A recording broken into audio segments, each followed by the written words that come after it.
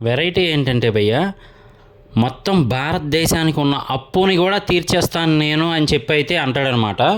వెళ్ళి గవర్నమెంట్తో మాట్లాడు అని చెప్పి ఏకంగా సిబిఐ ఆఫీసర్తోనే అంటారు, వెళ్ళి గవర్నమెంట్తో మాట్లాడి ఒప్పించు, నేను మీ గవర్నమెంట్ మొత్తం అప్పుని తీర్చేస్తాను, భారతదేశానికి ఉన్న అప్పుని అని చెప్పి అయితే అంటారు వరుణ్ తేజ్ గారు. మరి ఇది మొత్తం ఓవరాల్గా ఒక కేజీఎఫా లేదంటే ఒక స్కామ్ వెబ్ సిరీస్ టైపా, అసలు ఏంటి అనేది చాలా ఇంట్రెస్టింగ్గా తీసుకెళ్లారని చెప్పొచ్చు.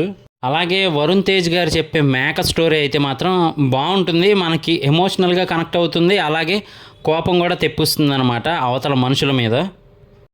మొత్తానికైతే మాత్రం మనకు అర్థమయ్యేది ఏంటంటే, నువ్వు మేకలా ఉంటే నిన్ను ఏదో రోజు బలి తీసుకుంటుంది ఈ సమాజం, కానీ నువ్వు పులిలా ఉన్న రోజు మాత్రమే ఈ సమాజం నీకు భయపడుతుంది అనే టైప్లో అయితే చెప్తారు మరి వరుణ్ తేజ్ గారు.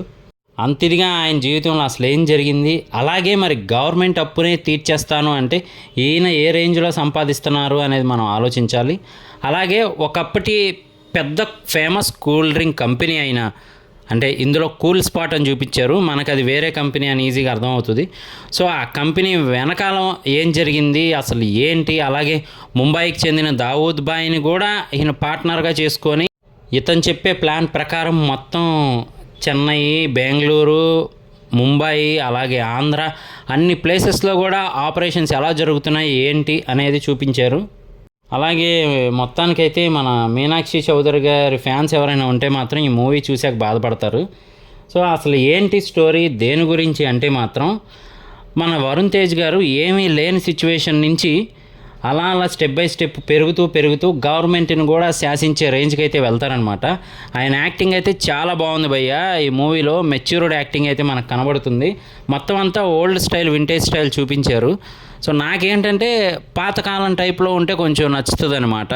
సో ఓల్డ్ డేస్ ఎలాగో తీసుకురాలేం కదా, అట్లీస్ట్ మూవీస్ అయినా ఆ టైప్లో వస్తే భలే ఉందే అనిపిస్తూ ఉంటుంది కదా.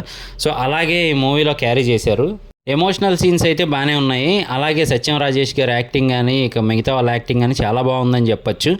ఓవరాల్గా అయితే మాత్రం మూవీ వన్ టైం వాచబుల్, బాగానే ఉంది.